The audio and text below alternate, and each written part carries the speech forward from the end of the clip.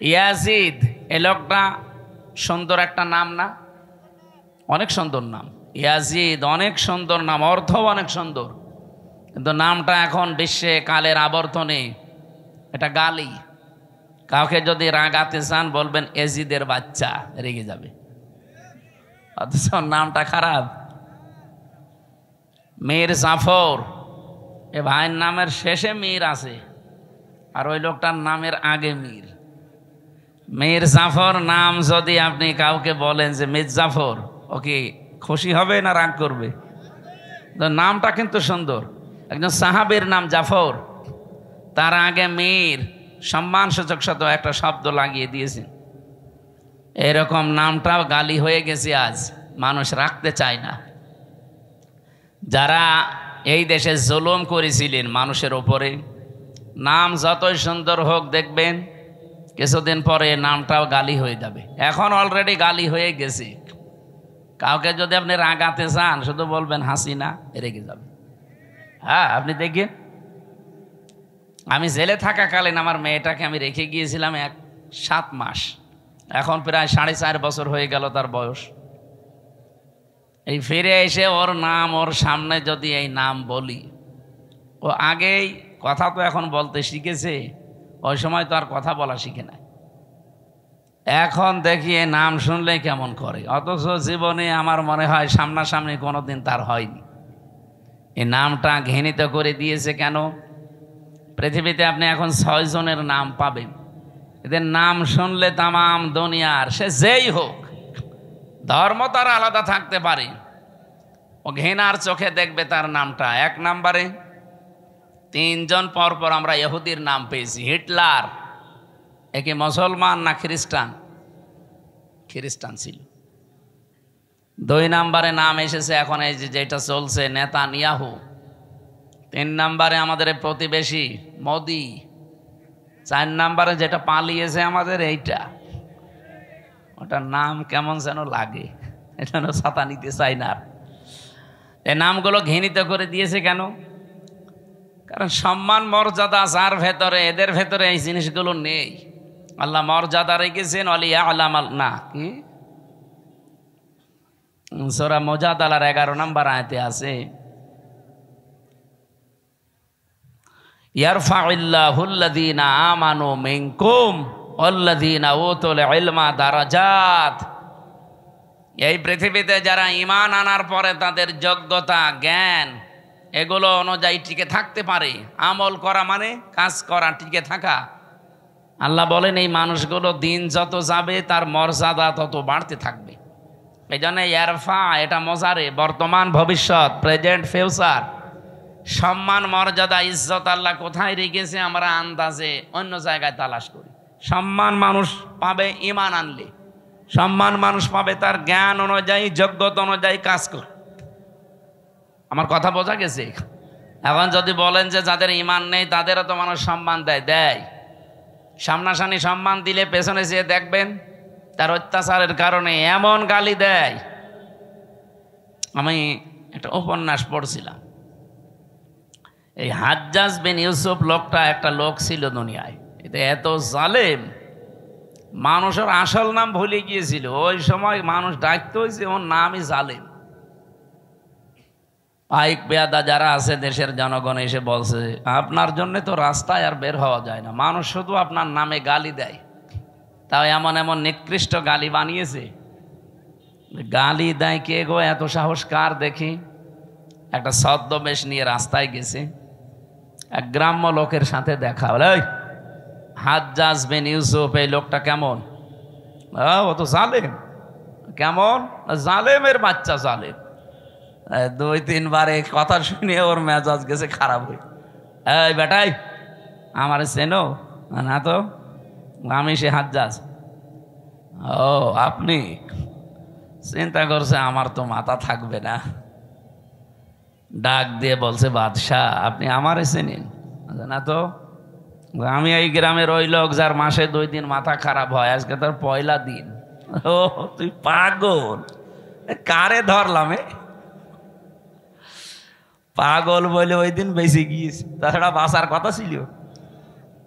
আমরাও এই 15.5 বছর পাগল বলেই বেশি আছে। হ্যাঁ, কথা বলছেন? সম্মান মর্যাদা কিসের ভেতরে আপনি এখনো টের পাননি।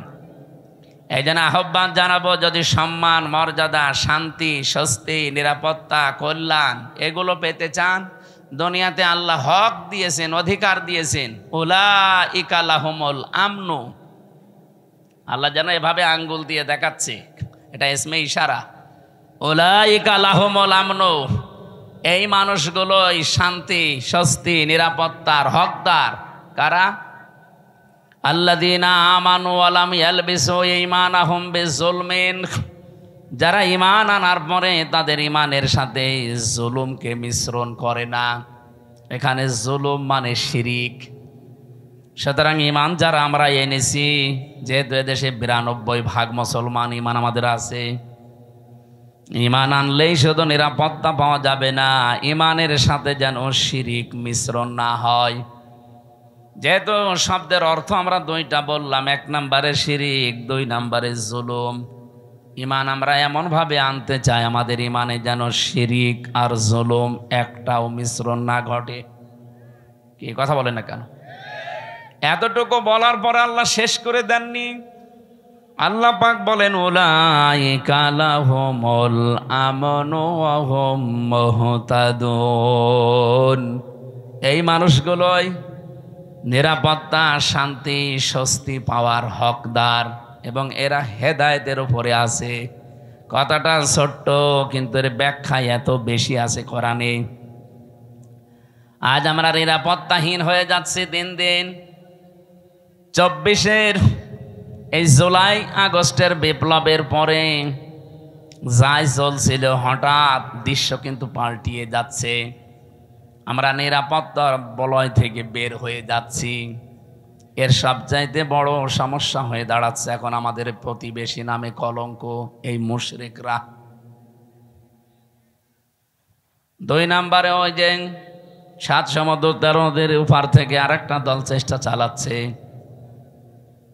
এই জন্য নিরাপত্তা যদি আমরা সত্যি পেতে চাই, রাশিয়ার কাছে, চীনের কাছে, আমেরিকার কাছে, ভারতের কাছে পাওয়া যাবে না। আমাদের যেহেতু আরেকটা জগতে বিশ্বাস আসে, সেই হিসাবে বলছি, এই পৃথিবীর ময়দান আমরা নিরাপত্তা পেতে চাই কার কাছে? এই জন্য ঈমান যা আছে এইটা যেন নষ্ট না হয়। ঈমান আনার পরে যারা ওই আমল করবে, ঈমানে যা শিখেছে, আমি খুতবার ভেতরে যে কথাগুলো আরম্ভ করেছিলাম, ওয়া শাহাদু আল্লা ইলাহা ইল্লাল্লাহ ওয়াহদাহু লা শারীকা লাহ, এ পর্যন্ত আমি শেষ করে দেইনি। আমরা এমন আল্লাহর স্বীকৃতি দিয়েছি যার কোনো শরীক নেই, তিনি একা।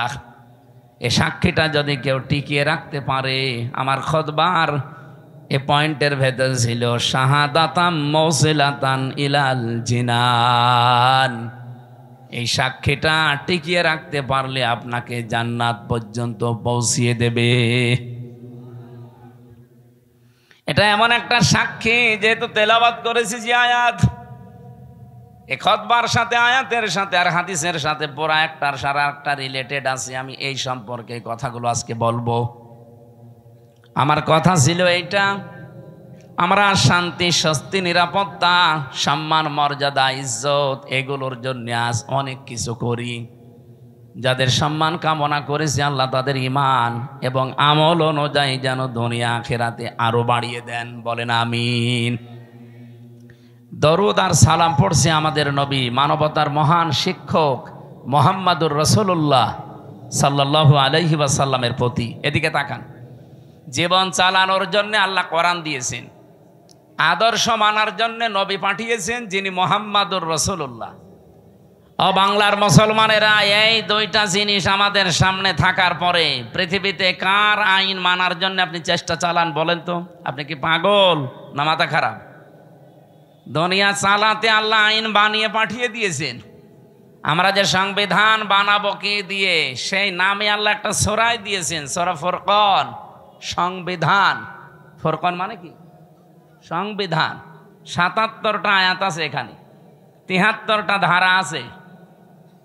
আজকে 318 পৃষ্ঠা নারী সংস্কার যারা করে, নারী কমিশন বানিয়ে 318 পৃষ্ঠার বই লিখে জমা দিয়েছে। কোরআনে কারিমের প্রায় 11টা না 13টা আয়াতের ভুল ধরেছে তারা। আমি আজকে পুরাটা প্রায় 318 পৃষ্ঠা 3 দিন মিলে পুরাটা পড়লাম। এই 318 পৃষ্ঠার ভেতরে আমার মতো ছোট মাথা, তাই আমি 13টা ভুল পেলাম যে কোরআনের ডাইরেক্ট বিরুদ্ধে, আর বাকিগুলো হাদিসের বিরুদ্ধে। এরা সাহস কিভাবে পেয়েছে তার পেছনেও কারণ আছে। এই যে কয়টা রিপোর্ট দিয়েছে, এদের না নারী মনে হয় না পুরুষ মনে হয়। কি কথা বলছেন? এদের চেহারার দিকে তাকান। এই নারী কমিশনারের যে কয়টা আছে কমিশনে, একটাও কি মহিলার মতো লাগে? মহিলাদের তো একটা কাটিং কুটিং আছে, এদের কি কি কাটিং? হিজলা কাটিং। এই হিজরাদের এত সাহস হয়তো না, এর পেছনে রাঘব বোয়াল আছে, কেউ কল কাঠি নাড়ছে।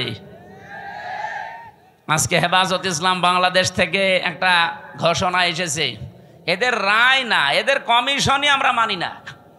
কথা বলেন না কেন? এদের রিপোর্ট পেশ করা দূরের কথা, এ কমিশনই মানি না। এদেশে 92% মুসলমান। ভারতে কোরআনের 26টা আয়াতের বিরুদ্ধে ওরা কেস করেছিল, তাই তামাম দুনিয়া ফুসে উঠেছিল। আর এখানে অলরেডি 13টা আয়াতের বিরুদ্ধে, এটাও তো একটা কেস। আমরা চাই এই মানুষগুলোর পেছনে যারা আছে তাদের সহ আইনের মুখোমুখি করে তাদের বিচারের আওতায় আনা লাগবে। এবং আপনি মানব অধিকারের নাম নিয়ে, বাক স্বাধীনতার নাম নিয়ে, সমান অধিকারের নাম নিয়ে কোরআনের বিরুদ্ধে, হাদিসের বিরুদ্ধে কোনো কথা যদি সামনে কেউ বলে, কোনো বিচার লাগবে না, ওরে মেরে ফেলা লাগবে। হ্যাঁ, কথা বলেন। সময় এখনই যাচ্ছে, এখনো যদি এভাবে ছাড় দিয়ে চলে যান, এ বিপ্লব যেটা এসেছিল, এই বিপ্লব টিকিয়ে থাকা সম্ভব না। এই আয়াতের যেটা পড়লাম না, এই আয়াতের একটু আগে আছে আনাকিমুদ্দিন ওয়ালা তাতাফাররাকু ফি, তোমরা দিন কায়েম করো, এ ব্যাপারে মত পার্থক্য করবা না। দিন কায়েম বাংলাদেশে নেই, আছে? এই আয়াতের ব্যাখ্যা আধুনিক একটা শব্দ বলছি, এদিকে তাকান। দিন যেহেতু কায়েম আমাদের দেশে নেই, যতটুকু দিন আছে ওইটা টিকিয়ে রাখার চেষ্টা করা সর্বাত্মকভাবে, এইটাও একটা কায়েম। আমাদের দেশে দিন যতটুকু আছে ওইটা টিকিয়ে রাখা লাগবে না? বলেন বলেন। এই যে নামাজ 5 ওয়াক্ত আপনারা মসজিদে পড়েন, এটা দিন না?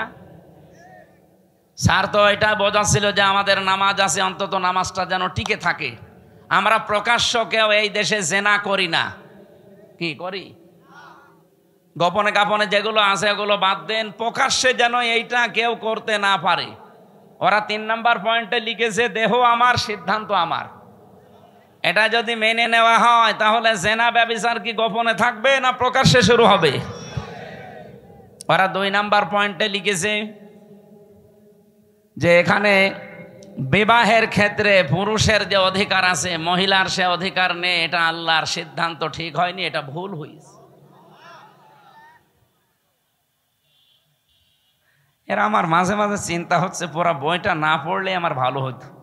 পড়ে আমার এখন মাথা খারাপ হয়ে গেছে যে এর সাহস পেল কোথায়।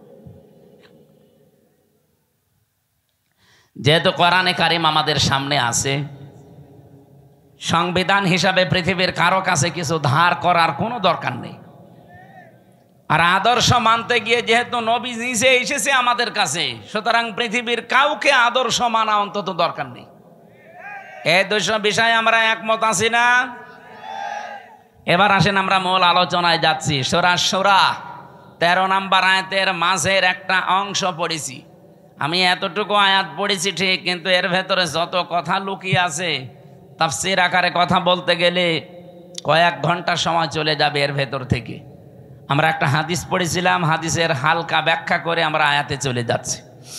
হযরতে আবু যর রাদিয়াল্লাহু তাআলা আনহু থেকে বর্ণিত, বিশ্বনবী মুহাম্মদুর রাসূলুল্লাহ সাল্লাল্লাহু আলাইহি ওয়াসাল্লাম দার্থহীন কণ্ঠে তিনি জানিয়েছেন, মানিদ্দা মা লাইসা লাহু।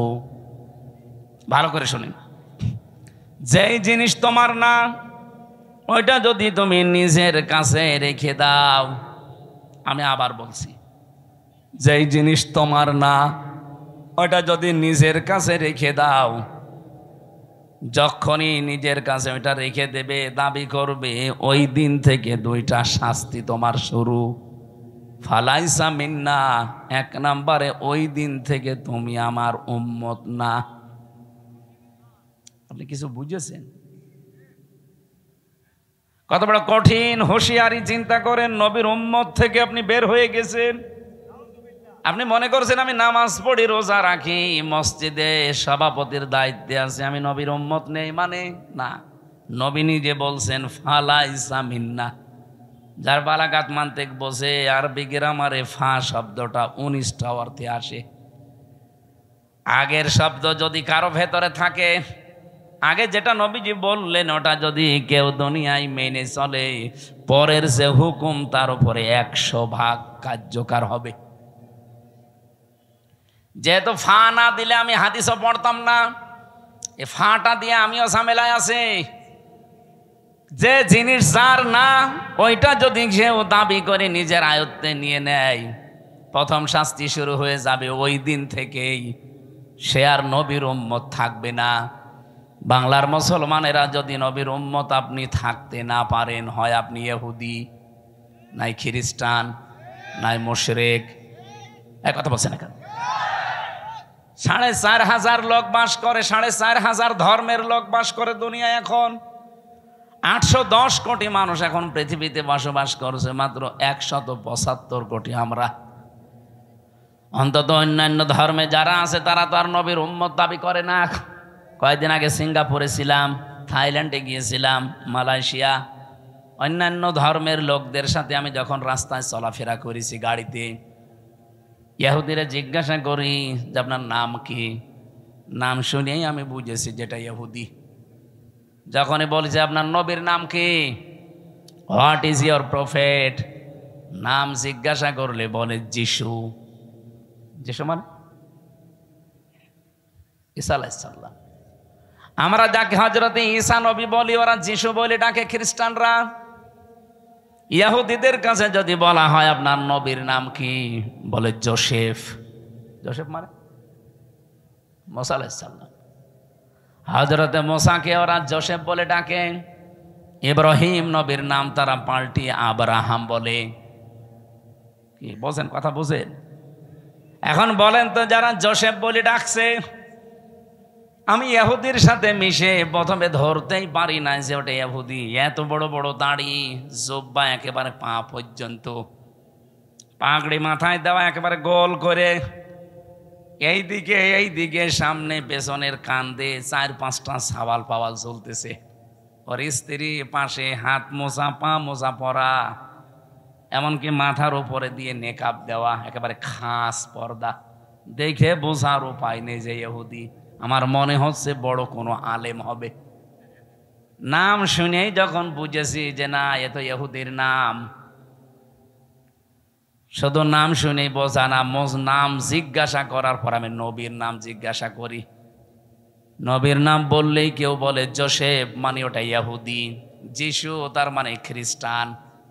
অন্যান্য ধর্মের নবী যারা আছেন, ওরা ওদের নবীদের নবী বলতে ওদের ধর্মগুরুর নাম বলে, আর এরা সরাসরি নবীরই নাম বলছে, যে যিশু, যোসেফ, আব্রাহাম। ডেভিড বলে ডাকে দাউদ নবীকে তারা, ডেভিড। এবার আপনি যে প্রশ্নের জবাব দিতে পারবেন এখান থেকে, এই ইহুদি, এই খ্রিস্টান, এই মুশরিক, এই বৌদ্ধ যারা আছে, ওরা কোনোদিন বলবে যে আমার নবীর নাম মুহাম্মাদুর রাসূলুল্লাহ? বলেন বলেন। তাহলে নবীজির হাদিস ছিল কি, যারা নিজের না এরকম জিনিস নিজের আয়ত্তে নিয়ে নেন, ওই দিন থেকে আপনি আর নবীর উম্মত নেই। কথাটা এখন আপনি ক্লিয়ার না, এই জন্য আপনার কিছুই মনে হচ্ছে না। আমি পড়ি আমার ভয় লাগে। 2 নাম্বারটা তো আরো কঠিন, বলে তাবাওয়া মাকআদাহু মিনান নার, সে যেন জাহান্নামে নিজের একটা স্থান তৈরি করে নিল। বাংলাদেশ সহ বিশ্বের দিকে তাকান, আজ কত মানুষ যেটা তার না জোর করে নিজের আয়ত্তে নিয়ে নিচ্ছে। এই যে ইসরায়েল, বলেন তো 1940 সালে তাদেরকে থাকতে দিয়েছিল খালি গায়ে খালি পায়ে। এই শয়তানরা সারা দুনিয়ার কেউ তাদের ন্যায় নিয়ে ইহুদিদের।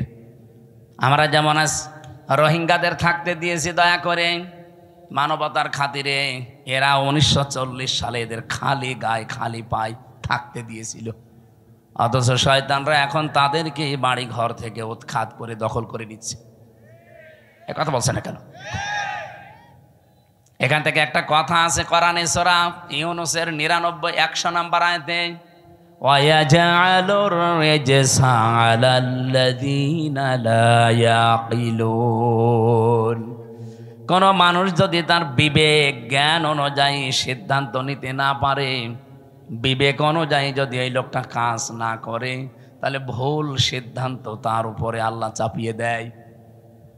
এই নেতানিয়াহু নামে এই শয়তান, এই কোলাঙ্গার, এই জঘন্যতম পৃথিবীর মানুষ নামে একটা কলঙ্ক। এই লোকটা তার নিজের ইচ্ছা মিটাতে গিয়ে আজ যে ভুল সিদ্ধান্ত নিয়েছে, এটার কারণে আজ পুরা ইসরায়েল দাবানল চলছে। ওরা 108টা মেশিন ফিট করেছে, উন্নত পানি দিচ্ছে, কত স্প্রে দিচ্ছে না, জাহাজ পর্যন্ত পুড়ে ছাই হয়ে যাচ্ছে। কারণ এই আগুন তো আর হামজা লাগায়নি, কে লাগিয়েছে? কারণ আল্লাহর সিদ্ধান্তের বাইরে অবস্থান নিয়েছেন। বারবার পৃথিবীর মানুষ সতর্ক করেছিল যে এদেরকে থামান, নিজেদের যা আছে অতটুকু নিয়ে থাকেন না, ওরা সব দখল করে নিজের আয়ত্তে নিয়ে নেবে। ঠিক এই সিস্টেম এখন চালু করেছে ওর আর এক ভাই, এ নরেন্দ্র মোদী। আমাদের বাপ দাদাদের দেওয়া হাজার হাজার বিঘা জমি জায়গা, যেগুলো মসজিদ, মাদ্রাসা, খানকা, ঈদগাহ, গোরস্থানের জন্য ওয়াকফ করা ছিল, ওই শয়তানরা এখন এসে ওইগুলো সব একটা অবৈধ আইন পাশ করে সব দখল করে ভেঙ্গে গুড়িয়ে দিচ্ছে। গোবিন্দ পরামানিক গত পরশু দিন দেখবেন একটা লাইভ করেছে, হিন্দু মহাজোটের মহাসচিব এই লোকটা গোবিন্দ চন্দ্র পরামানিক। উনি লাইভে বলছিল যে এই মোদী নামে এই মাতালটাকে হিন্দু সম্প্রদায় যারা পৃথিবীতে আছেন তারা একে থামান। এই মাতাল যা করছে পৃথিবী বসবাসের অযোগ্য হয়ে যাচ্ছে। অলরেডি ভারতে দাঙ্গা লাগিয়ে দিয়েছে। কি কথা বলছেন এখন? যেহেতু প্রতিবেশী তো এ বাতাস আসলো বলে দেশে, কারণ ওদের সাথে কারোর মিল নেই। আপনি দেখেন ভারতের সাথে এই যে মালদ্বীপ, নেপাল, ভুটান, পাকিস্তানের তো নেই। আফগানিস্তানের সাথে একটা বর্ডার ছিল, তাও মিল নেই। মায়ানমারের সাথে মিল নেই, চীনের সাথে মিল নেই। আমাদের সাথে মিল ছিল, বুবু ছিল, বুবু নেই, মিল নেই। বুবু ওখান থেকে যে কি করছে, জামিল মোহাব্বত একটু হয় আবার কেটে যায়। এজন্য কারোর সাথে যেহেতু ওদের সম্পর্ক ভালো না, মিল মোহাব্বত নেই, এই জন্য আমার মনে হচ্ছে এই বাতাস এই দেশেও আসলো বলে। সাম্প্রদায়িক সম্প্রীতি নাকি এই দেশে চলে না, নেই। অথচ তামাম দুনিয়ায় আছে যে এই দেশে আগস্টের 5 তারিখের পর থেকে এই 9 মাসে সব চাইতে সাম্প্রদায়িক সম্প্রীতি বৃদ্ধি হয়েছে।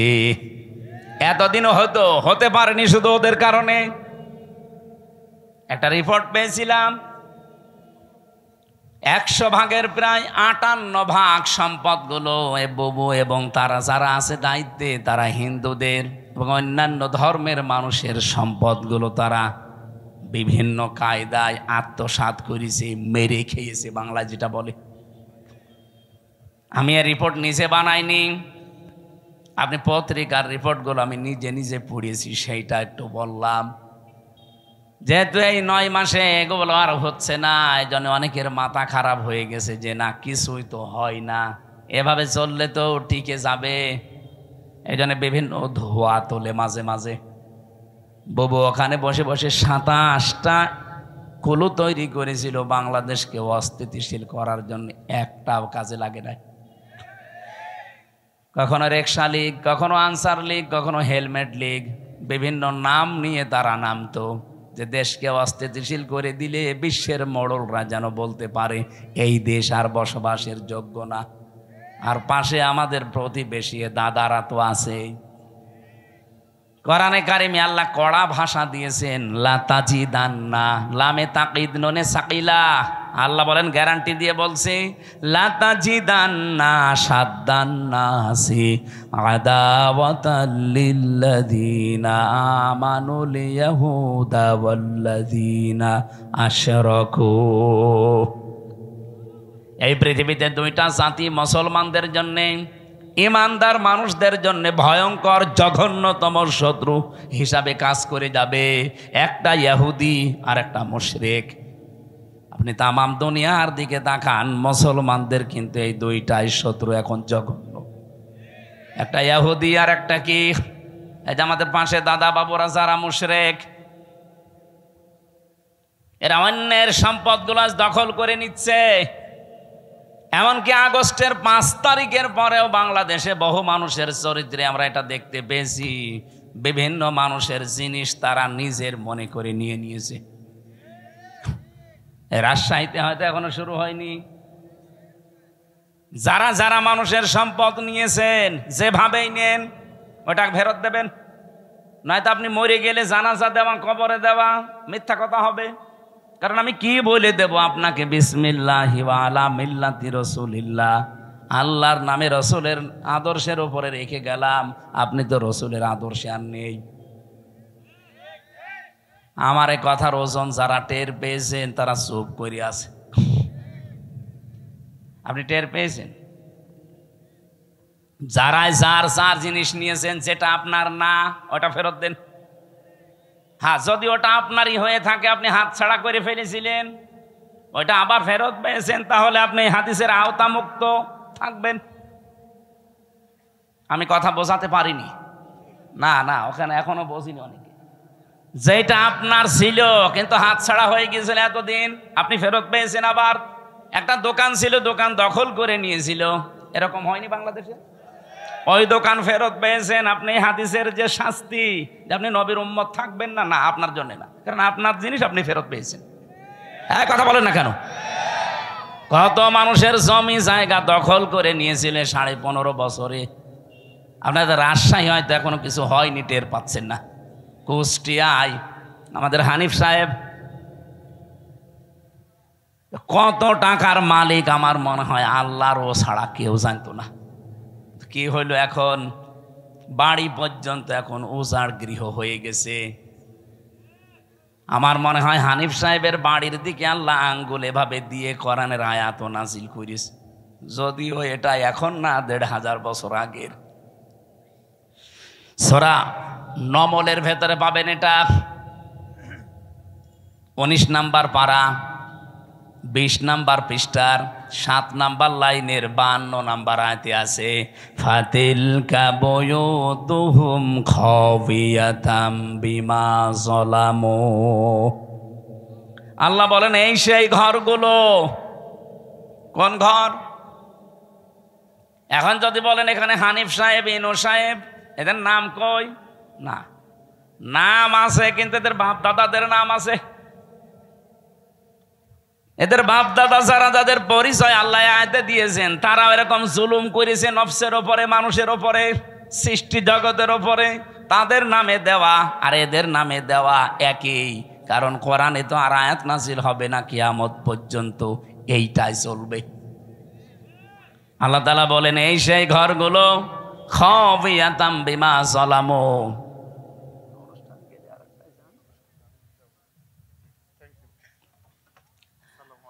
আমার ভাইরা, আল্লাহ যেন নিজে আঙ্গুল দিয়ে এভাবে ইশারা দিয়ে জানাতে চাচ্ছিলেন, হে পৃথিবীর মানুষেরা, একটু এই দিকে তাকান।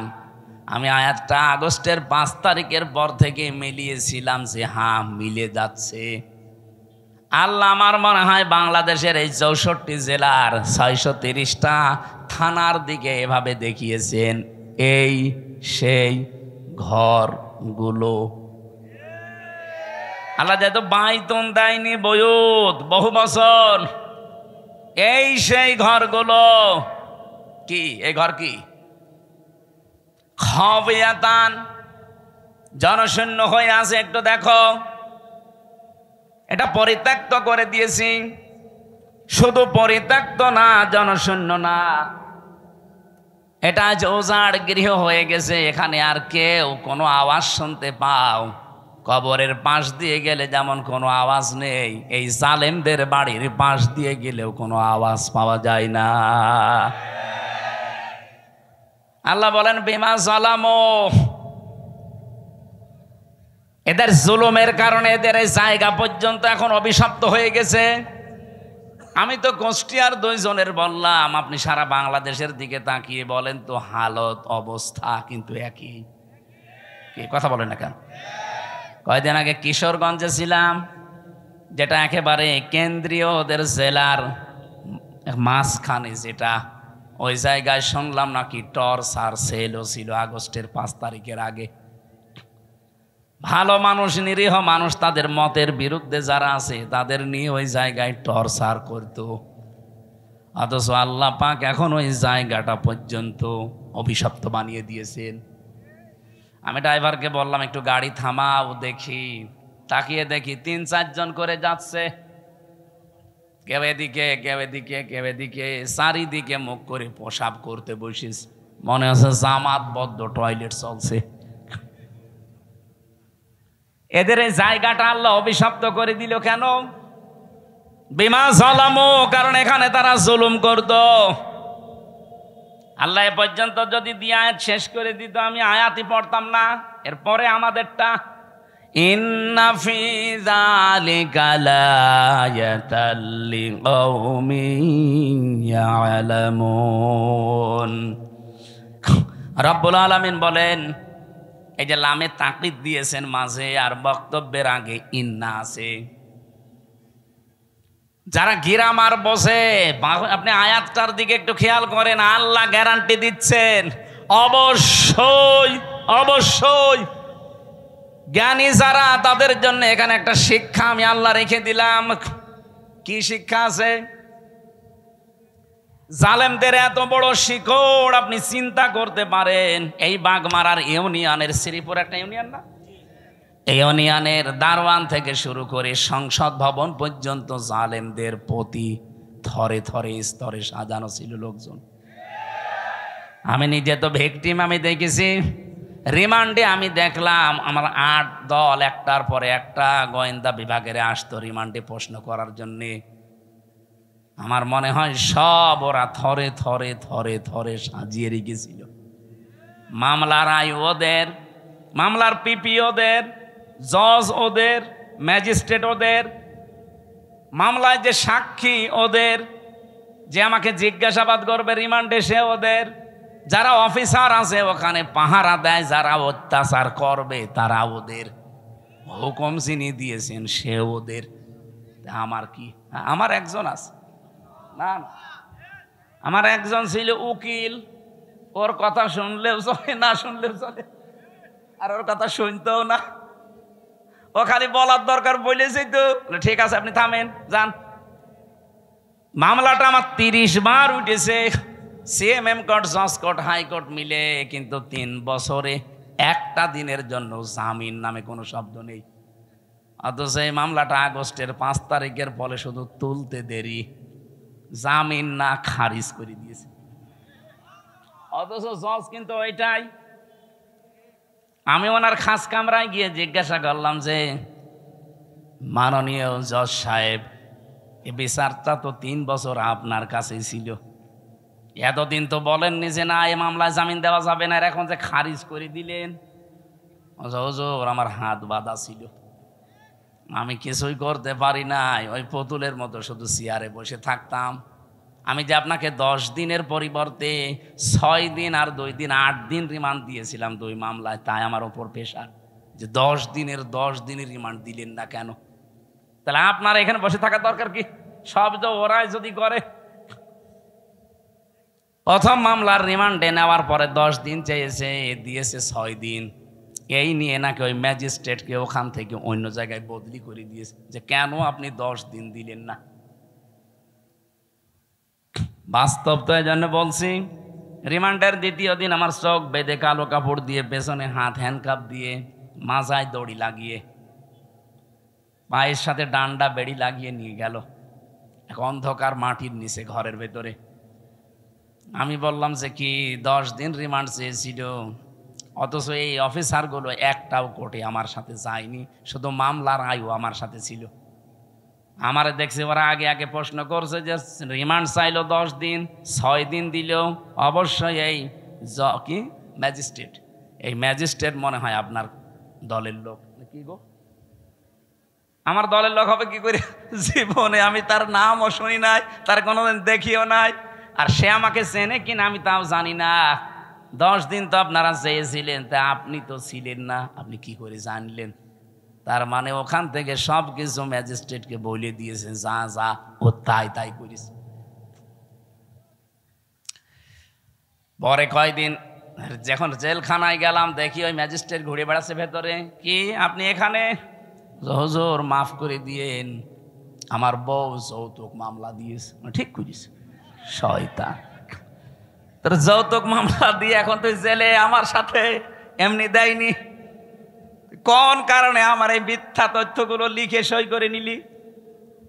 হুজুর আমার যা যা বলতে বলেছে আমি তাই তাই করেছি, আল্লাহর কসমে কোরআন হাতে নিয়ে বলছি, বাংলাদেশে শুধু হাসিনা ছাড়া যারা ছিল সব হাত বাঁধা। আপনি যাই বলেন না কেন, ও কাওয়া কাকুরও হাত বাঁধা ছিল। কাওয়া যতই কাকা করুক, যদি একটু মুখ ফসকে সত্যি কথা বলে, ওই দিনই কাওয়ার কর্ম শেষ করে দিত। হয়তো হইল, কাদের কাকু বলা যায়? কাওয়া কাকু।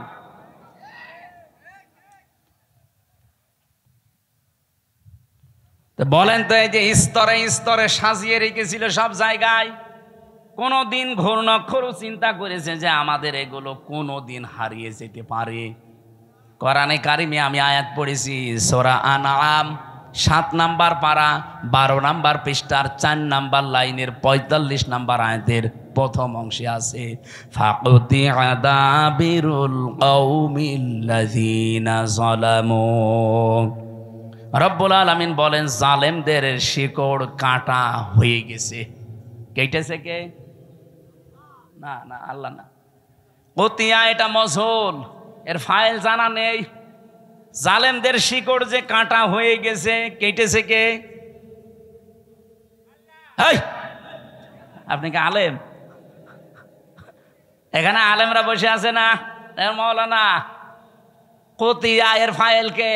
জানা নেই, কেউ জানে না জালেমদের শিকড় কাটলো কে। আপনি হানিফের বাড়ি এখন যে জিজ্ঞাসা করেন যে একটা পায়খানার ইটও নেই, প্যানও খুলে নিয়ে চলে গেল, গেল কে? কেউ জানে না। শুধু কি হানিফের বাড়ি, সারা বাংলাদেশে জালেমদের অবস্থা একই? যায় হালকা পাতলা 2-1টা ছিল। এই ফেব্রুয়ারির 5 তারিখে আযাবুল বুলডোজার নাজিল হয়ে সব শেষ। এ জেলায় নাজিল হয়নি? আমার প্রশ্ন ছিল কি বলেন তো, জালেমদের এত বড় শিকড় যদি কেটে ফেলা হয়ে যায়, আগামীতে যারা চেয়ারে বসবেন, কারা বসবেন আমরা জানি না, যারাই বসবেন সাবধান, জনগণের ওপরে যেন জুলুম না হয়, তাহলে 5 বছর পরে আপনার বাড়িও শ্মশান হয়ে যাবে। এ পর্যন্ত বুঝেছেন নাকি হাঁ করে আছেন? সুতরাং যার যা জিনিস নিয়েছেন, চুরি করে হোক, ডাকাতি করে হোক, চাঁদাবাজি করে হোক, যা নিয়েছেন যেটা আপনার না ওটা ফেরত দেন। হ্যাঁ, যদি আপনার জিনিস আপনি ফেরত পান অসুবিধা নেই। এই যে ইসলামী ব্যাংক, যাদেরটা তারা ফেরত পেয়েছে। অনেকে বলছে না এটা চিন্তায় হয়েছে। চিন্তা হয়েছে মানে ইসলামী ব্যাংকে আপনার বাবার নাকি? যাদের ব্যাংক তারা ফেরত পেয়েছে, তাদের মাথার ঘাম পায়ে ফেলে টাকা দিয়ে ব্যাংক করা। এক কথা বলেন না কেন? ব্যাংক যাদের তারা ফেরত পেয়েছে, জিনিস যার সে যদি ফেরত পায় এই হাদিসের আওতা মুক্ত থাকবে সে। কিন্তু আপনার জিনিস না, আপনি বাবা শাহজালাল সব হালাল বলে দখল করে নিচ্ছে। এটা যারা করেছেন আগামীতে ফেরত দিয়ে দেন কালকেই, নাই তো আপনি নবীর উম্মত আর নেই। আপনি মরে গেলে আমারে দিয়ে জানাজা না, কাবার ইমাম দিয়ে জানাজা পড়িয়ে মাটি দেবেন, কবরে আযাব শুরু হয়ে যাবে। এরপরেও যদি কেউ না বোঝার ভান করে থাকেন, এদিকে আসেন, আসেন, এমন জোরে কানের নিচে 2টা দেব না, সব টের পেয়ে যাবেন। যাব না,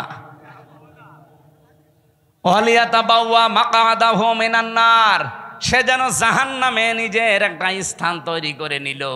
আমার তো হাদিসটা পড়ে মনে হয় খাপের খাপ এই দেশে অনেকের জীবনে মিলে যাচ্ছে। আমরা যারা বেঁচে আছি অন্তত আল্লাহ যেন আমাদেরকে বাঁচিয়ে রাখেন, বলেন আমিন। আরে ভাই, আপনার সবার জন্য কথা বলছি, যারা এগুলো করেছেন ফেরত দিয়ে দেবেন। আমি আবার বলছি, হ্যাঁ, আপনারটা যদিও দখল করে নেয় এতদিন, ওটা যদি আপনি ফেরত পেয়ে থাকেন, আপনি হাদিসের বাইরে থাকবেন। এবার যদি না বোঝেন, আমার আর বাংলায় বলা সম্ভব না, আমি বাদ দিয়ে দিলাম, জান আপনার আয়ু ছেড়ে দিলাম। আমি সূরা মাত্র একটা আয়াতের 5 ভাগের 1 ভাগ পড়েছি। কাবর আলাল মুশরিকিনা মা তাদউহুম ইলাই। এবার তাফসীর আকারে কথা বলতে চাই। সূরা কোন সূরা? সূরা মানে সংসদ। তাহলে সংসদ এই শব্দটার নামে আল্লাহ একটা সূরা দিলেন, অথচ এই 54 বছরে আমরা সংসদে যেতে চাইলেই আমাদের উল্টাপাল্টা কথা বলতো। কি বলতো না? আরে ভাই, সংসদ নামে একটা সূরা আছে, সংসদ চলবে যেই জিনিস দিয়ে তার নাম সংবিধান। সে সংবিধান নামে একটা সূরা আছে, নাম কি? ফুরকান। সবগুলো যদি আল্লাহ তৈরি করে দিয়ে থাকে, আমরা যেহেতু কোরআন দিয়ে দেশ চালাতে চাই, জীবন চালাতে চাই, এই কথাগুলো আপনাকে বলতে চাচ্ছি। হ্যাঁ, আপনি সেদিকে ডাক দেন, এই যে কোরআনের দিকে আসো। আল্লাহ রাব্বুল আলামিন যে জীবন বিধান পাঠিয়েছেন, এইটার উপরে দুনিয়াকে চালানোর চেষ্টা করো, দাঁড় করাও। এই কথাগুলো বললে সবচাইতে বেশি খারাপ লাগবে, মন খারাপ হবে, রাগ করবে কারা? কাবর আলাল মুশরিকিন, মুশরিকরা মন খারাপ করবে। মা তাদউহুম ইলাইহি, যেদিকে আপনি মানুষকে ডাকতে চান, এদিকে যদি সত্যিই মানুষকে ডাকেন মন দিয়ে, আপনার কথা শুনে কোনো ইমানদার, কোনো মুসলমান রাগ করবে না, খুশি হবে। আমার ওই যে খুতবার প্রথমে এই কথাগুলো ছিল, অনাশাহাদু আন্না মুহাম্মাদান আবদুহু ওয়া রাসূলুহুল মাবউসু ফিনা বিল হুদা ওয়া দীনিল হাক্কি লিইযহিরাহু আলাল আদিয়ান। আমরা সাক্ষী দিচ্ছি মুহাম্মদ রাসূলুল্লাহর, যিনি আল্লাহর বান্দা এবং রাসূল, আল্লাহ তাকে পাঠিয়েছিলেন দ্বীনে হক দিয়ে, সত্য বিধান দিয়ে, হেদায়েত সহকারে, লিইযহিরাহু আলাল আদিয়ান, দুনিয়ায় যত দিন ধর্ম আছে সব কিছুর উপরে ইসলামকে বিজয় করার জন্য। এজহার মানে কি? আমরা অনেকে মনে করি এজহার মানে নুন সাকিন মিম সাকিনের কায়দা। এটা এজহার মানে স্পষ্ট করা না। এজহার মানে এখানে বিজয় করা, এজহার মানে দাঁড় করানো, এজহার মানে কায়েম করা। এবার আসেন আমরা আয়াতের মূল কথায় যেতে চাই। আপনারা কি চলে যাবেন? হ্যাঁ, আমার ভাইরা, বিশ্ব নবীকে যেহেতু আল মাবউসু ফিনা বিল হুদা, তোমাদের ভেতরে আমি আমার রাসূলকে হেদায়েত সহকারে পাঠিয়েছি, অদ্বীনিল হক, সত্য দিন দিয়ে পাঠালাম। তাহলে নবীজি এসেছিলেন পৃথিবীতে হেদায়েত নিয়ে এবং সত্য দিন নিয়ে। তার কাজ কি ছিল?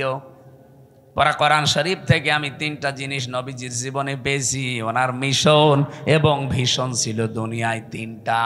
কয়টা? বলেন বলেন। 1 নম্বরে উনি তাওহীদ প্রতিষ্ঠার জন্য এসেছিলেন। এটা রেকর্ড হচ্ছে, তো সারা বাংলাদেশে লাইভ চলছে, সবাইকে শোনাতে চাই। এই দেশে তাওহীদ প্রতিষ্ঠার জন্য নবীজি যেহেতু পৃথিবীতে এসেছিলেন, উনি এখন নেই, এই দায়িত্ব এখন তার উম্মতদের। এই কথা বলেন না কেন? এখন এটা প্রতিষ্ঠা করবেন কি করে? তাওহীদ প্রতিষ্ঠার জন্য কোরআনে কারিমে 1500 বছর আগে, আমরা খুব ভালো করে শুনবেন, আল্লাহ পাক 1500 বছর আগে কিছু মূল নীতি দিয়েছেন যে তাওহীদ যদি প্রতিষ্ঠা করতে চান, এই 3টা মূল নীতি সামনে নিয়ে এগিয়ে যাবেন। এটা সূরা আলে ইমরানে আছে, 3 নাম্বার পারা 17 নাম্বার পৃষ্ঠার 2 নাম্বার লাইনের 64 নাম্বার আয়াতে আছে, কুল ইয়া আহলাল কিতাবি তাআলাউ ইলা কালিমাতিন সাওয়াইম বাইনানা ওয়া বাইনাকুম আল্লা না'বুদা ইল্লাল্লাহ ইলা আখিরি আয়া। রব্বুল আলামিন বলেন, নবী আপনি ওই আহলে কিতাবদেরকে ডাক দেন যে আসো আমরা অন্তত তিনটা বিষয়ে একমত হই।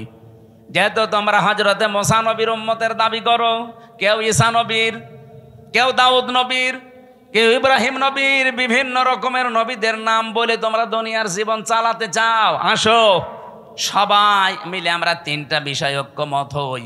আর আমার মনে হয় এই দেশের জন্য এগুলো বলা লাগবে না, কারণ এই দেশে অন্যান্য কিতাবের অনুসারী একেবারেই কম। আমরা শুধু যারা মুসলিম তাদের কিতাবের নাম কি? কোরআন। বলেন বলেন। তাহলে এই কোরআন মানা লোক, বাংলাদেশে কোরআন বিশ্বাস করা লোক 92%। 100 জনের 92 জন সুবহানাল্লাহ বলতে পারেন নাই? তাহলে এদের কাছে তো আর ওই কথাই বলা লাগে না যে অন্যান্য কিতাবের লোকেরাও আসেন, ওরা মাত্র 8 ভাগ, আমরা 92 ভাগ। এই জন্য আমরা আহ্বান জানাবো, আজ আসেন। যেহেতু তাওহীদ প্রতিষ্ঠা নবীজির জীবনের প্রথম মিশন আর ভিশন ছিল, আমরাও তাওহীদ প্রতিষ্ঠা করতে চাই, কিন্তু তিনটা জিনিস সামনে নিয়ে এগিয়ে যাওয়া লাগবে। 1 নম্বরে এই তিনটা জিনিসকে কায়েম করার জন্য লাগবে ঐক্য।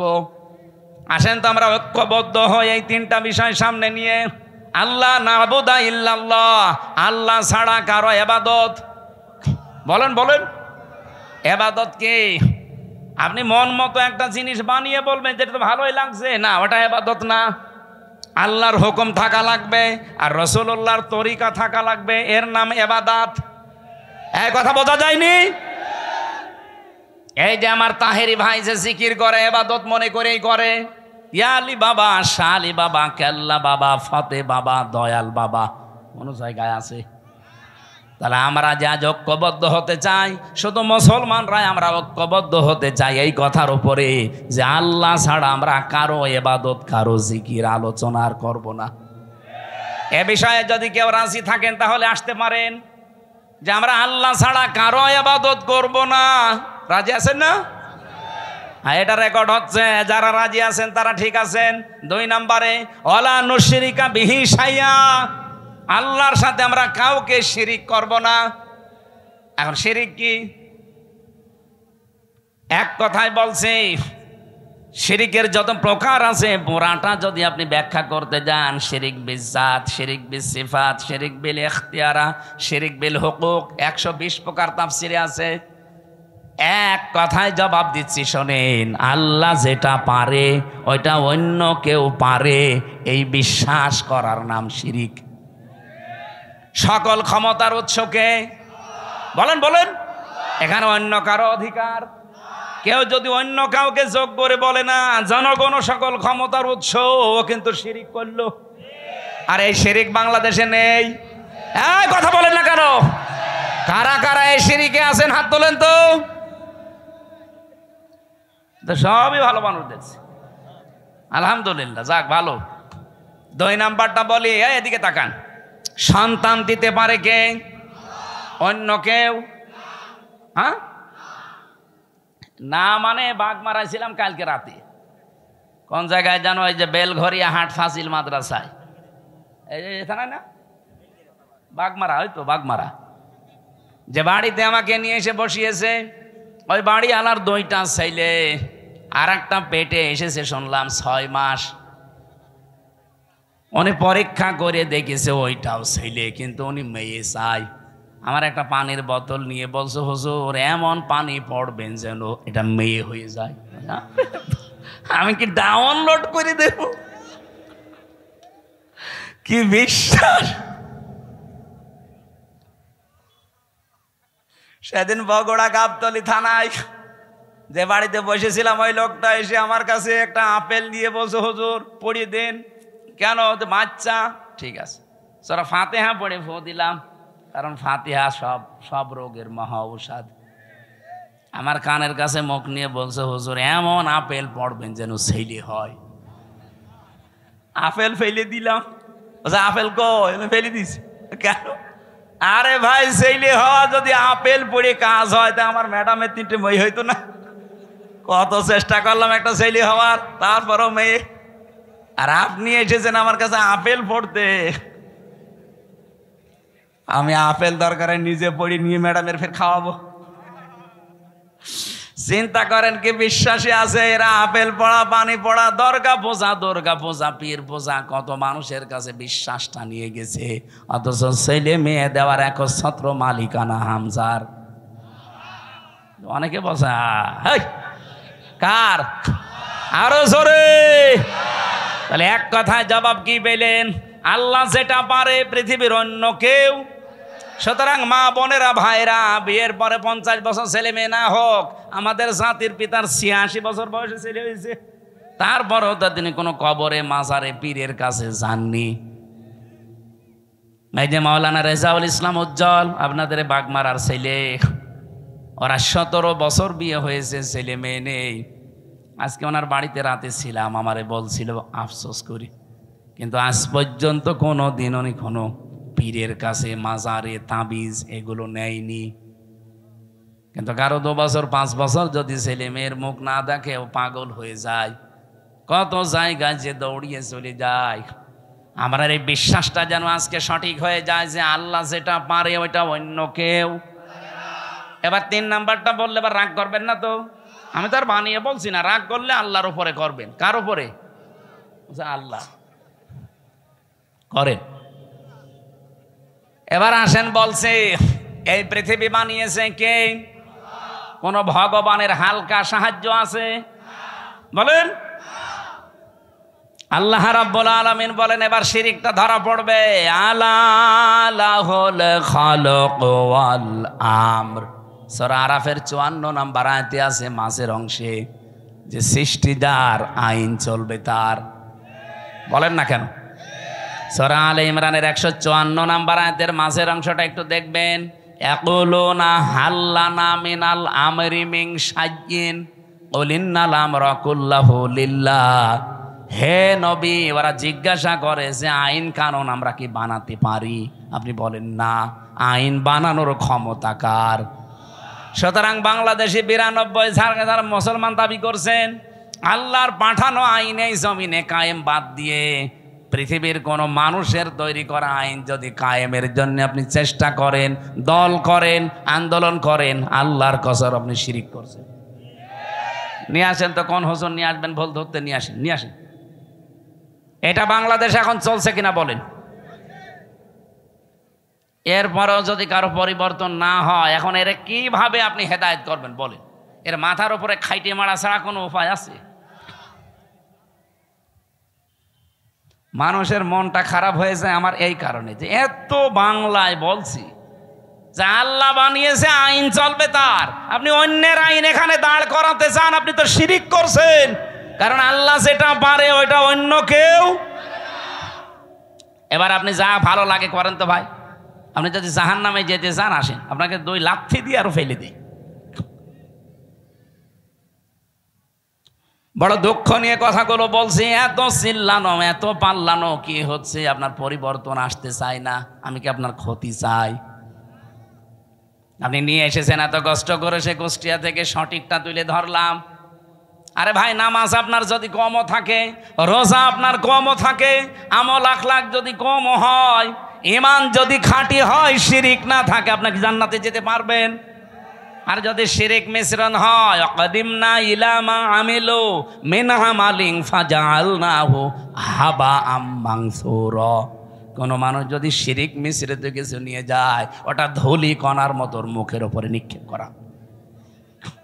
এই জন্য বাঁচাতে চাই। আসেন, আমরা তাওহীদ প্রতিষ্ঠার 2য় পয়েন্টে, শিরিক আমরা করছি না, করব না। যারা শিরিক করছেন তারা এই ঐক্যে আসতে পারবেন না। 3 নম্বরে, ওয়ালা ইয়াত্তাখিযা বা'দুনা বা'দান আরবাবাম মিন দুনিল্লাহ।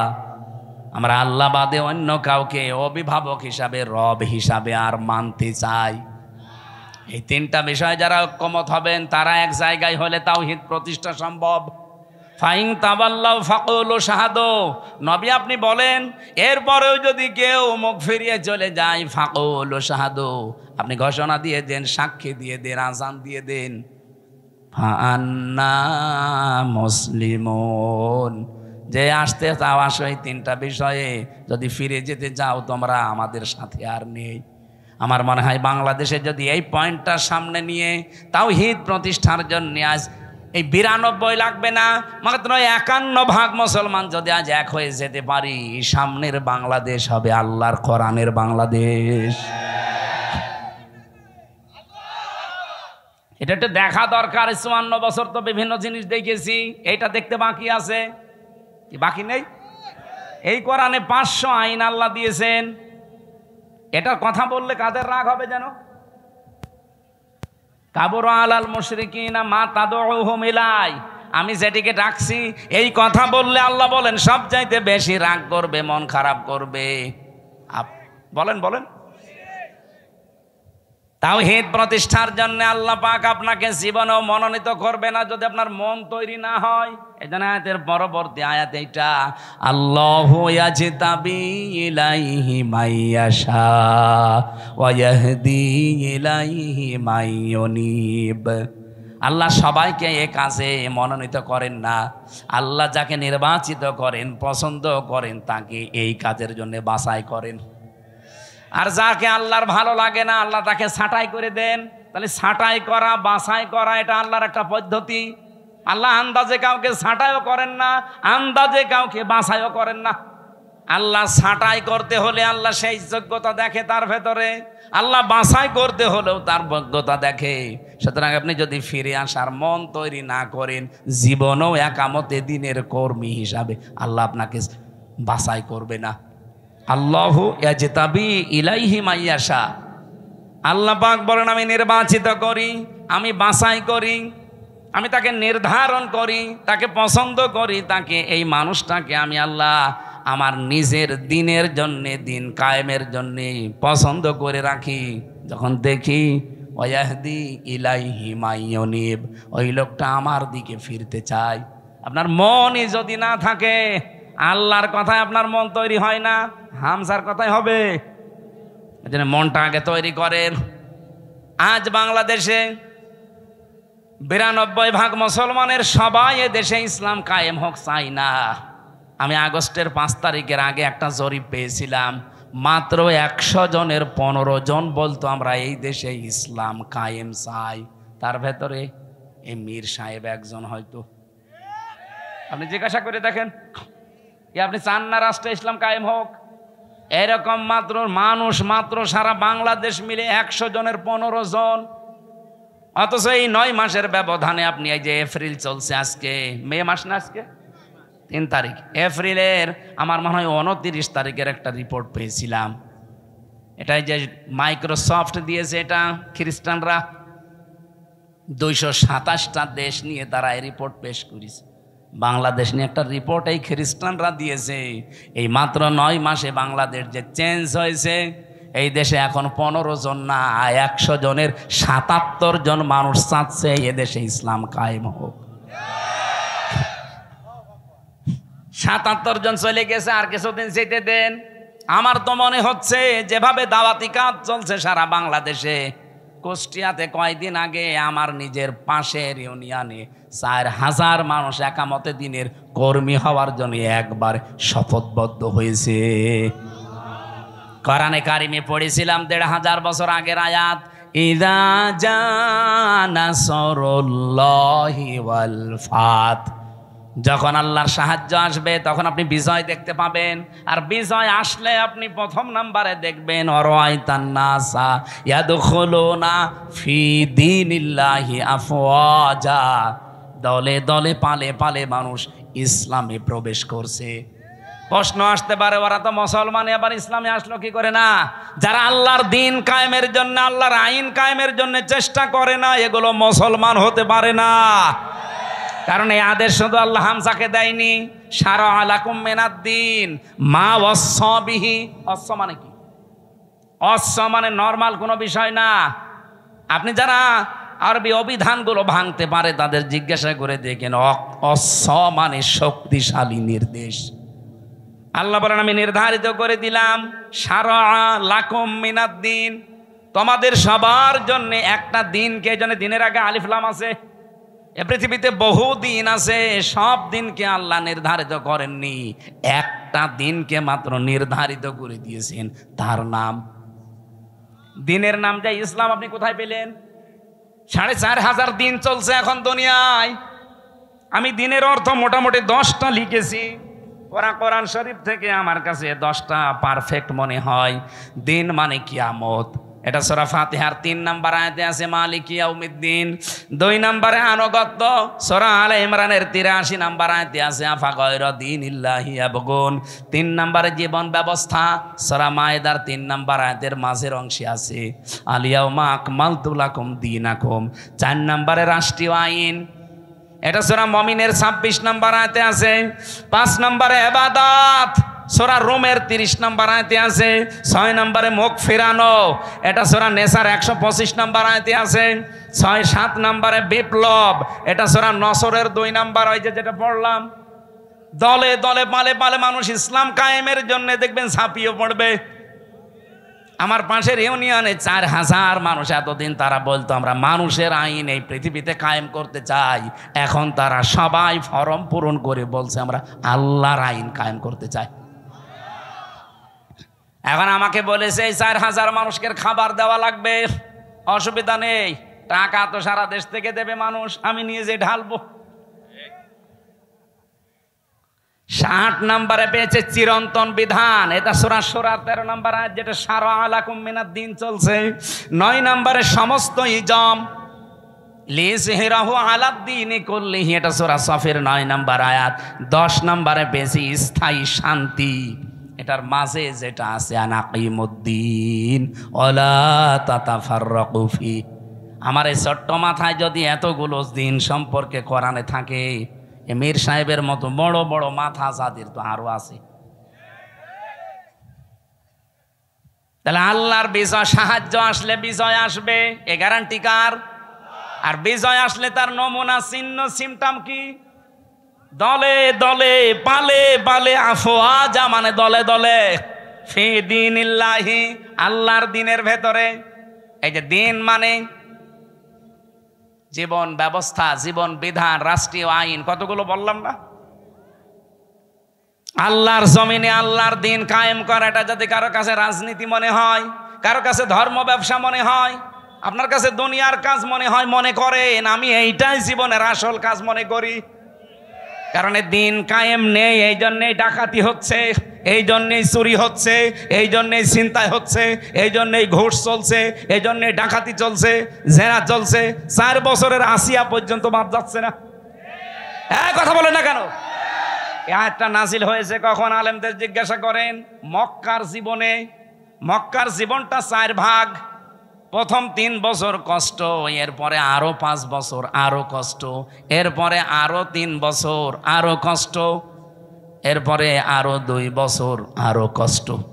আপনি 4 ভাগে মিলিয়ে দেখেন ইসলামের ইতিহাস থেকে, এই 4টা ভাগ করলে নবীজির জীবনের সর্বশেষ যে পয়েন্টটা আছে সেই পয়েন্টে কিন্তু আয়াতটা নাজিল হয়। আল্লাহর নবী কষ্ট করেছিলেন সব মিলে কত বছর? 13। বলেন বলেন। 3 বছর আর 5 বছর কত হয়?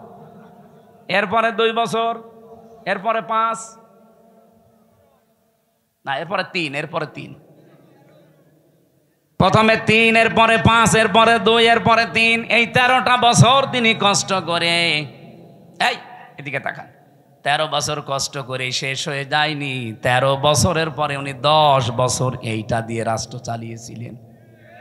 আমি হিসাব করে মিলিয়েছি, এই বাংলাদেশে অলরেডি আমরা কষ্ট স্বীকার করে ফেলেছি মক্কার এই জীবনের মতো 15 বছর। কথা বলুন, অলরেডি 15 বছর আমাদের চলে গেছে কষ্ট স্বীকার করা, মক্কার জীবনের মতোই পার করেছি। আপনি দেখেছেন না কত পক্ষপাতিত্ব ছিল? এমনিতেই কোটা আন্দোলন শুরু হয়েছিল, দেওয়ালে পিঠ থেকে গেছে তাদের। আমি আর এই ভাই 3 জন অনার্স মাস্টার্স করে একেবারে একই রেজাল্ট, শুধু আমাদের দলীয় পরিচয়ের কারণে জায়গা মতো আমারে উঠতে দেবে না। কি এরকম ছিল না দেশে? ওনার দলীয় পরিচয়, উনি ছাত্রলীগের কর্মী, চাকরি হয়ে যাবে। আমি শিবির করি, আমার কোনো চাকরি তো দূরের কথা, রাজাকারের বাচ্চা বলে পেছনে ঠেলে দেবে। এটা শুরু হয়নি, অনেক বিএনপি করে, এই জন্য ওনারা গুম করে দেবে। আমার রিমান্ডে যেদিন 8 দিন চলে মাটির নিচে, আমি দেখেছি ছাত্র দলের এক ভাইকে, চট্টগ্রামে বাড়ি, ওনারা নিয়ে এই নখগুলো তুলছিল। আমারও একটা টিপ দিয়েছিল, এই দেখেন 3.5 বছর হয়ে গেল এখনো পর্যন্ত এই দাগটা মেটে নাই। আর ওই ভাইয়ের তো পুরা নখ তুলেই ফেলেছে। কি চিৎকার দিয়ে, আমার পাশের ছেলে ছিল, কি চিৎকার দিয়ে কাঁদছিল। ভালো মানুষ নিয়ে গেল, আসার সময় দেখি আর নড়তে পারছে না। এই চোখটা বেঁধে নিয়ে নেয়, প্রথমে পেছনে হাত বেঁধে দেয়, যাবার পরে এরকম একটা চেয়ারে বসায়, ক্লিপ দিয়ে আটকিয়ে দেয়, হাত পা আটকিয়ে দেয় ক্লিপ দিয়ে, মাথার সাথে একটা বেল্ট লাগিয়ে দেয় যেন আপনি মাথাও নড়াচড়া করতে না পারেন। একটা সুইচে টিপ মারবে, 1 মিনিটে আপনি 120 বার ঘুরবেন। আমার রিমান্ড ওই কাছের ঘরের ভেতরে নিয়ে দেখি এসপি ইমরান ওর নাম। এই লোকটা এসে আমার একটা মেশিন দেখিয়ে বলছে যে এইটা দিয়ে আমরা নখ তুলি, এমন ভাবে যে হাত সেট করা আছে, আপনি তা নড়াচড়া বন্ধ, শুধু মেশিনটা এভাবে লাগিয়ে দেয়। একটা টিপ মারার পরে নখগুলো একবারে সব খুলে চলে আসে। আরে ভাই, নখ খুলে আসলে ছেড়ে দিলে বাঁচি না, ওর ওপরে লবণ ছিটিয়ে দেয়। আপনারা তো হাত বাঁধা নড়তেও পারবেন না, বলেন তো নখ যদি খুলে নেয়, ফিনকি দিয়ে রক্ত বের হয়, ওর উপরে লবণ ছিটালে কেমন লাগতে পারে? আমার এক চাপে যদি 3.5 বছরে ভালো না হয়, যার নখ পোড়া তুলে ফেলেছে, ওর কি অবস্থা? শিবিরের শফিকুল ইসলাম মাসুদ ভাই, বিশেষ করে দেলাওয়ার ভাই, আমার যে রিমান্ডে নিয়েছিল অফিসার, ওনারও দায়িত্বে ছিল, বলছে ফুটবলের মতো পিটিয়েছি, ওরে খালি লাত দিয়েছি। ওর নাম ডিসি নজরুল ইসলাম মোল্লা, আর একজনের নাম হচ্ছে ডিসি মশিউর। আর আমার দায়িত্বে ছিল আসাদুজ্জামান, কাউন্টার টেররিজমের প্রধান, এই শয়তান গোপালগঞ্জের মাল। ওরা যদি আমি একা একা কোনো জায়গায় পাই না, মুসলমানই দিয়ে দেবো। আর শয়তান দেলাওয়ার ভাইকে যে পিটিয়েছে, সে আমারও দায়িত্বে ছিল। বলছে যে তার আছে, তার গরম করে যখন আগুনে লাল টক টক করে, ওইটা ওর ননু দিয়ে ঢুকিয়েছে।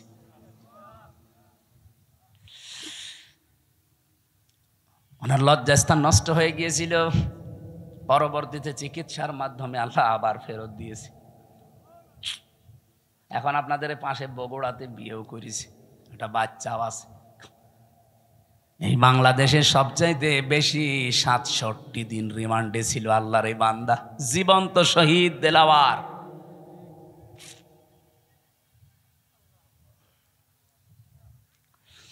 ও রাজশাহীবাসী, যেটা বলতে চাই আপনাদের সামনে ভালো করে শোনেন। নবীজির মিশন আর ভিশনের ভেতরে কিন্তু এখন আমরা আছি দিন প্রতিষ্ঠা করা, তাওহীদ প্রতিষ্ঠা করা, 2 নম্বরে মানব অধিকার প্রতিষ্ঠা করা। এটা সূরা নেসার 58 নম্বর আয়াতে পাবেন। আর এটা প্রতিষ্ঠা করার জন্য কি কি করা লাগবে আল্লাহ সেইটাও দিয়েছেন। ইন্নাল্লাহা ইয়া'মুরুকুম আন তুআদ্দুল আমানাতি ইলা আহলিহা। তোমাদের যাবতীয় আমানত আল্লাহর নির্দেশ, যত আমানত আছে সব তার প্রাপকের কাছে পৌঁছিয়ে দাও। তাফসির যারা পড়তে পারে তাদেরকে বলছি বাড়িতে মিলাবেন, তাফসিরে মারেফুল কোরআনে আমানাত, এখানে ভোট লেখা আছে। আপনি যে দেখবেন 9টা অর্থ লেখা আছে। ভাই আমার মনে আছে, আমি আগে মতো এই জন্য তো আদায়ের মাহফিল নিতে চাই না, ছাতা এগুলো নিতে চাই না, তো এই কারণে আগামীতে আদায় করা যেখানে এসব সমস্যা আছে আমরা নিয়ে আনবেন না। একটা বিষয়, একটা গুরুত্বপূর্ণ বিষয়, এটা এই ক্লিয়ার না হলে শেষে সকালবেলা তো নিজেরাই ফতোয়াবাজি করবে না, এত কষ্ট করে নিয়ে আসলাম, কি বলে গেল, কি বলে গেল, মানে আপনি টের পাচ্ছেন কি বলছি? চালানে বারবার 3টা চিঠি দিল, সভাপতি মিলে, ভাই মিলে, উনি মিলে এত চিঠি দিলে আমার তো মাথায় যা আছে সব তো ভুলে যাবো। নেন আপনার আগে টাকা তুলে নেন। যারা যাচ্ছে ভেতরে যা যা এনেছেন এই মসজিদের উন্নয়নের জন্য চাচ্ছে, দয়া করে একটু হাত খুলে দিয়ে দেন, এরপর আমরা আরম্ভ করছি। কই লোকজন কই? হ্যাঁ, যা এনেছেন একটাও যেন বাড়ি নিয়ে যান না, ভাড়া বাদ দিয়ে সব দিয়ে যান। আর এইভাবে আলোচনা ভুলে যাই আমি। এই মেয়েদের ওপর একটা বই লিখেছিলাম জেলখানায় বসে বসে, ওরা তো লিখতেও দেয় না। ফাঁসির কন্ডেম ছেলে, বহু কষ্ট করেছিলাম। দাম্পত্য জীবনের সমস্যা এবং তার সমাধান, এটা মেয়েদেরকে পড়াবেন। 120 পৃষ্ঠা করেছি। আর এটা শিক্ষিত মানুষদের জন্য, সৃষ্টি নিয়ে, এটা সবার জন্য না। যারা শিক্ষিত মানুষ আছেন এটা নিলে কাজে লাগবে আপনার। যদি পারেন এই দুইটা নিয়েছেন, ওই গাড়িতে মনে হয় কোন জায়গায় আছে জানো। এই লোকজন কয় গো আপনাদের? কে একটা লোক তো দেখি না। আপনাদের সময়কে 15 মিনিট দেবো আমি, 2 মিনিট খালি সময়গুলো। এখন 1 ঘন্টা 1.5 ঘন্টা চলছে, আর তাড়াতাড়ি করেন। এই ওইটা চলে যাচ্ছে মানে। ও আপনি টাকা তুলবেন, তোলেন তাড়াতাড়ি করেন। সে হোসাইন কই? হ্যাঁ কনে চলে গিয়েছে, সে টাকা তোলা আমি পারি? ও সাঁতারে নিয়ে এসে লাভ কি আমার? টাকা তোলার সব দায়িত্ব আমার দেয়, আমি যেটা পারি না এটা আমার দেন কেন? এত তথ্য লিখে নিয়ে আসলাম এই আয়াত সম্পর্কে, এখনো মনে হয় 20 পৃষ্ঠা আমি লিখেছি এই আয়াত নিয়ে। এত কথা লিখে আছে, সব তো বলা লাগবে না? না মাইক নেন, আপনার হাতে নেন। জানি না ভাই, টাকা তুলতে হলে হাওয়া দেওয়া লাগে। হাওয়া পাবো কোথায়? দেন আপনি হাওয়া পারলে দেন। সম্মানিত ভাইয়ের আমার, সত্যি আজকের এই আয়োজন আমাদের বন্ধুরা বলতে আমিরান ভাই স্যাক্রিফাইস করেছেন আমাদেরকে একটু সময়। আপনার মুহূর্তের মধ্যে যে আপনারা যারা ব্যাগ নিয়ে আছেন তাদের কাছে আপনারা দিয়ে দেন, যে আপনার কাছে যা আছে দিয়ে দেন। কারণ হচ্ছে এই আয়োজন আসলে সহজ বিষয় নয়, এদের একটা গুরুত্বপূর্ণ খরচ। এরপরে মসজিদের উন্নত করতে যেহেতু চালসা, সে কারণে আপনারা কেউ মাহরুম করবেন না।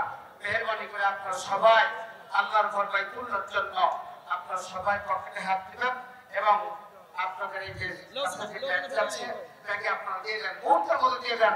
তার মোহতারাম তার আলোচনা শেষ প্রান্তে এসেছেন, সুতরাং গুরুত্বপূর্ণ পয়েন্ট তিনি আপনাদের কাছে বলেই বিদায় নেবেন। এই জন্য আপনারা কেউ সমস্যা করবেন না, কেউ চলে যাবেন না। সম্মানিত উপস্থিতি, আসলে আজকের এই আয়োজনের অনেক খরচ কর্তৃপক্ষ অনুরোধ করেছেন, সেই কারণেই মোহতারাম আপনাদের কাছে নিবেদন রেখেছেন, মুহূর্তের মধ্যে আপনারা সবাই দিয়ে দেন। আসসালামু আলাইকুম। একটু তাড়াতাড়ি করেন ভাই। সুবহানাল্লাহ আলহামদুলিল্লাহ লা ইলাহা ইল্লাল্লাহ। সুবহানাল্লাহ আলহামদুলিল্লাহ লা ইলাহা সুবহানাল্লাহ আলহামদুলিল্লাহ লা ইলাহা ইল্লাল্লাহ। আপনাদের লোক কি বেরিয়েছে?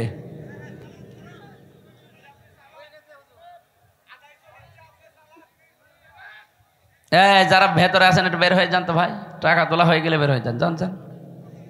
সুবহানাল্লাহ আলহামদুলিল্লাহ লা ইলাহা ইল্লাল্লাহ। সুবহানাল্লাহ আলহামদুলিল্লাহ লা ইলাহা ইল্লাল্লাহ মুহাম্মাদুর রাসূলুল্লাহ। ওয়াইদা হাকামতুম বাইনান নাস, মানুষের ভেতরে যখন বিচার করবেন, ফায়সালা দেবেন, আন তাহকুমু বিল আদলি, যেন ন্যায় বিচার করতে পারেন।